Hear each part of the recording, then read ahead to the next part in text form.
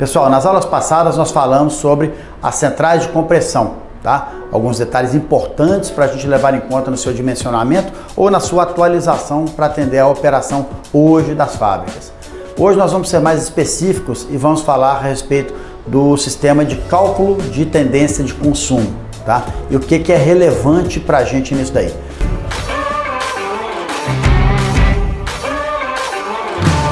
Olá pessoal, bem-vindos ao canal da Air Leader Brasil.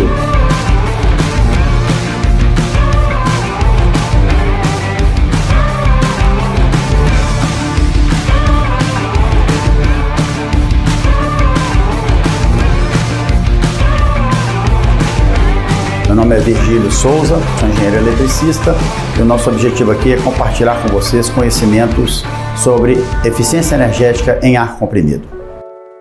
Por que da gente falar disso? Porque isso é a base de um sistema moderno hoje de gerenciamento de centrais de compressão focadas especificamente na redução do consumo de energia, ou seja, focado em aumentar a eficiência energética, tá? Para isso, os pontos que nós vamos tratar hoje é o que é pressão de linha, o que é a pressão de compressão, o que são os reservatórios, a sua importância, tá? Variação de pressão de linha e a escolha da melhor combinação de compressores para uma central. Vamos dar um exemplo a respeito disso. Pressão de linha e pressão de compressores.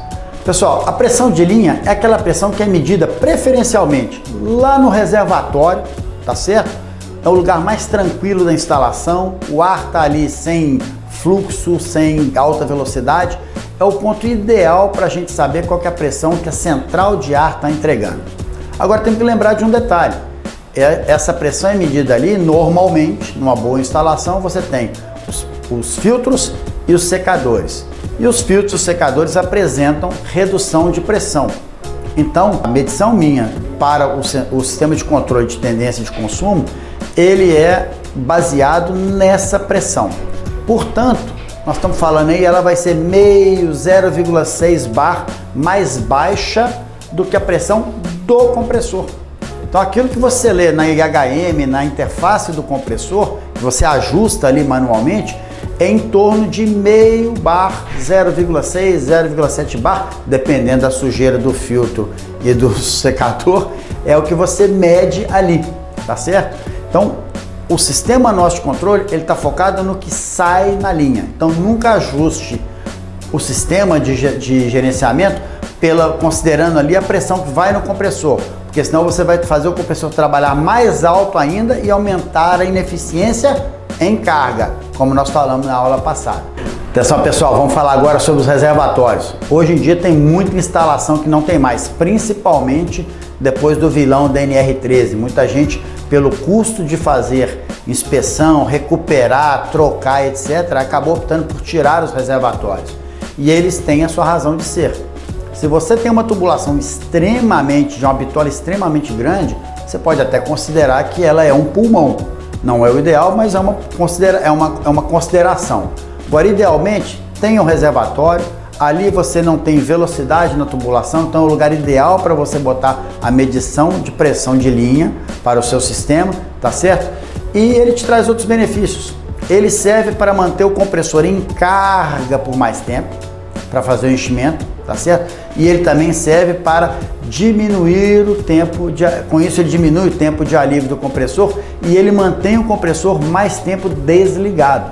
Então não é uma invenção, o reservatório, ele tem a sua função, ele tem a sua utilidade prática e ele tem impacto sim na eficiência energética. Não vou dimensionar aqui para vocês esse impacto, mas ele tem sim um impacto na eficiência energética, tá?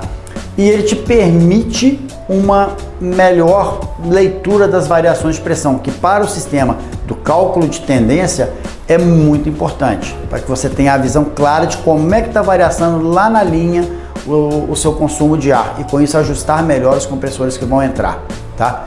É fundamental. Para o dimensionamento, busquem na literatura técnica para fazer o dimensionamento, não é o nosso objetivo aqui. Pessoal, vamos falar da variação da pressão de linha, tá?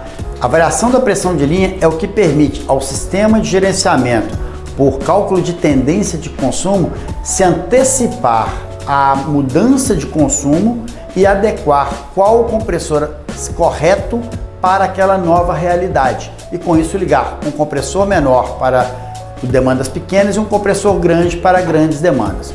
Então é importante, por isso nós falamos antes, é importante de preferência uma medição num reservatório. Se não tiver, tem que montar uma derivação de meia polegada para colocar num ponto, mas deixar com menos turbulência o ponto de medição. Mas idealmente o reservatório traz outros benefícios para o sistema. Então a gente precisa de uma leitura apurada dessa pressão de linha para que avalie corretamente a sua variação. O que o sistema faz com essa variação? Quando você tem uma variação muito lenta da pressão de linha, isso é sinal que é um consumo pequeno que está vindo. Vindo um consumo pequeno, o sistema vai buscar um compressor adequado, menor para aquela demanda. Deu uma variação abrupta, o sistema entende, vou precisar de muito ar, então eu vou precisar ligar vários compressores ou um compressor grande talvez. E a gente tem um caso que está num dos cases que a gente tem no nosso site lá, de uma indústria nos Estados Unidos, indústria de vidro, e que a solução, o gerenciador identificou os problemas de capacidade de produção e a solução não foi comprar mais compressores, etc. e tal, aumentar a capacidade de produção, porque ele precisava de velocidade de resposta. A velocidade de resposta veio sim através da instalação de um outro reservatório, tá certo? E esse reservatório estrategicamente colocado foi o que resolveu o problema de afundamento de pressão que ele tinha. Portanto, não necessariamente a solução está sempre em aumentar a capacidade de compressão. Eventualmente, a sua capacidade de reserva vai resolver muito melhor o seu problema. Pessoal, falando então sobre a melhor combinação para uma indústria. Eu vou dar para vocês aqui um exemplo, vocês vão ver as imagens aqui, de um cliente na Dinamarca que tinha 3 compressores fixos e ele operava de uma forma bastante ineficiente. Como vocês estão vendo aqui, nessa imagem que vem do gerenciador, tá? Ele foi colocado lá registrando por uma semana o trabalho do cliente, como é que a fábrica dele rodava. No caso lá, é repetitivo. Todos os dias a fábrica funciona da mesma maneira, é mais ou menos uma curva como vocês estão vendo aí. Então, vocês veem que nas barrinhas ali verdes e amarelas, verde quer dizer que o compressor está em carga e amarelo que ele está em alívio. Então vocês veem o quanto que os compressores variavam, cada hora entrava um, entrava em carga, entrava em alívio, e vocês têm a linha vermelha, a curva de pressão. A linha azul dá para vocês o consumo daquela fábrica naquele instante, tá certo? Então vocês veem como é que era o consumo do cliente, tá? Na próxima imagem que vocês vão ver, vocês têm a tabelinha que o gerenciador solta já com todas as informações. Então, com base naquele registro que foi feito, a gente fez o levantamento de eficiência energética daquele sistema. E chegamos à conclusão que naquele período ali de uma semana, tá? O quanto que ele gastou em termos de euros para produzir energia, quanto se produziu de ar, quantos ciclos ele teve, quantas partidas de motor ele teve, quantos ciclos de carga e alívio ele teve, qual que é a eficiência energética de cada um dos compressores, tá? Após uma semana de operação. E vocês veem que a central dele trabalhou com uma eficiência em torno de 64, 65%. Ou seja, ele estava com 35% do tempo fazendo alívio, ou seja, desperdiçando energia, tá? Aí o que o pessoal da Airleader fez? Nós simulamos o acréscimo de um compressor. Lembra lá daquela tabelinha, daquele gráfico de botar um compressor de metade da capacidade fixo? Então, a gente acrescentou na simulação um compressor de metade da capacidade e agora com o gerenciador operando. No primeiro gráfico, o gerenciador só observou a realidade instalada na operação. Agora não.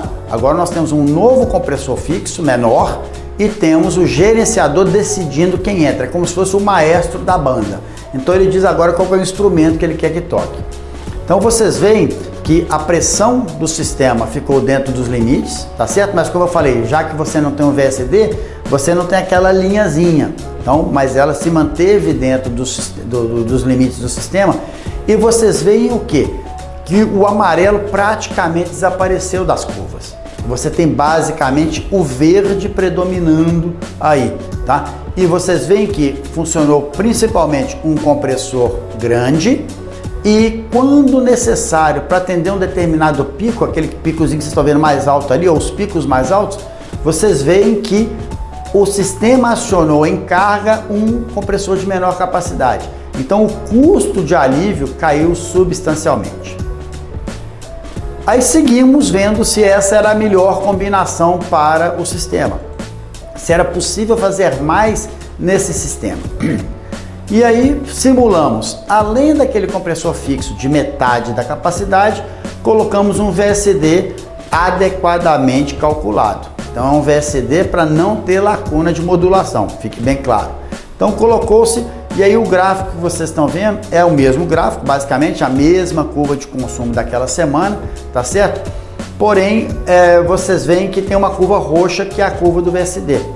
E aí vocês veem aonde o sistema acionou qual compressor. Vocês veem que o gerenciador, o E-Líder, ele de cara colocou o VSD sempre em carga. Ele está sempre em carga, tá certo? Nessa simulação. E aí vocês veem que ele alternou entre o pequeno e o grande para complementar a necessidade de ar. Aonde o VSD e o pequeno não deram conta, entrou o VSD e o grande, e aonde foram necessários os três, entraram os três compressores, de maneira a você ter um mínimo de perda por alívio. Nota interessante nesse gráfico, a diferença desse para o anterior. Nesse gráfico você vê que a curva de pressão está uma reta praticamente, não foi traçada na caneta, isso aí é registro, então é praticamente uma reta. Essa é a grande vantagem do VSD. Agora olha que ponto extremamente interessante na hora que a gente faz o balanço energético dessa operação. Então nós estamos vendo a comparação da eficiência energética, como ela evoluiu da situação original do cliente para a situação onde você tem um compressor de metade de capacidade fixo e a outra onde você tem um compressor de metade de capacidade fixo mais o VSD. Então vocês veem que interessante que você tem vários benefícios, as setinhas aí estão mostrando. O número de ciclos, por exemplo, caiu absurdamente. Isso dá a você uma economia de manutenção muito grande. Nós saímos de 7.800 ciclos, mais ou menos, para 2.500. Então, estamos falando de redução para 1/3. E na hora que a gente passa para o compressor VSD, você sai de 2.700 para 72 ciclos. Então o custo de manutenção cai absurdamente pelo fato de você colocar o VSD, tá? Além dele te dar uma qualidade de pressão indiscutivelmente melhor. Agora, olha que interessante nessa situação específica desse cliente. O custo de energia dele caiu de 2.234 para 1.490. Estamos falando aí de 30% mais ou menos de redução, se não me falha a memória, tá? Mas interessante que ao colocar o VSD, você teve um ganho de pressão, você teve um ganho de manutenção, mas em termos de energia, o VSD não agregou tanto valor. Na verdade, subiu um pouquinho em relação à solução com um compressor fixo apenas. Por que disso, pessoal? Vocês notem que em carga o valor aumentou. Então, a diferença está naqueles 4,5%, 6% a mais de energia que consome o VSD. Então, nesse caso, é um exemplo excelente para a gente ver o seguinte: eu saio de uma situação muito ruim do cliente com 64% ou 65% de carga apenas para passar a 99% de carga, tá certo? Porém, o que é a diferença grande aqui? Na situação onde eu acrescento só um fixo, o fator de carga é tão bom quanto quando eu acrescento um fixo, um VSD. Aonde está a diferença? Eu tenho uma pressão de melhor qualidade e eu tenho um número de ciclos muito menor. Só que então o meu CAPEX na última situação é maior e eu tenho um benefício de pressão e de OPEX, com redução do OPEX, e no segundo a simulação eu tenho um OPEX maior, tá certo? Porque eu vou ter, apesar de ter reduzido substancialmente a manutenção, eu ainda vou ter um pouco mais de manutenção nas máquinas, tá? Então é onde a gente fala que a combinação, na hora de você estudar o que você vai aplicar, é importante ter esses dados na mão para você achar a melhor solução. De repente, um VSD não vai ser a solução. Eu tenho um cliente nosso, aonde ele tem 10 máquinas fixas e ele de repente resolveu que queria botar um VSD, máquinas de 160 fixas, ele queria botar um VSD de 250. Falei, a situação que você já tem hoje de eficiência é tão boa que se você me perguntar, ao invés de botar uma máquina VSD de 250, eu pensaria num fixo de 90, talvez 110. Vai fazer muito mais sentido e vai te dar a diferença, o restinho de eficiência que você precisa com um custo muito menor. Então, pessoal, é preciso estudar, conhecer bem as informações para estudar a melhor solução.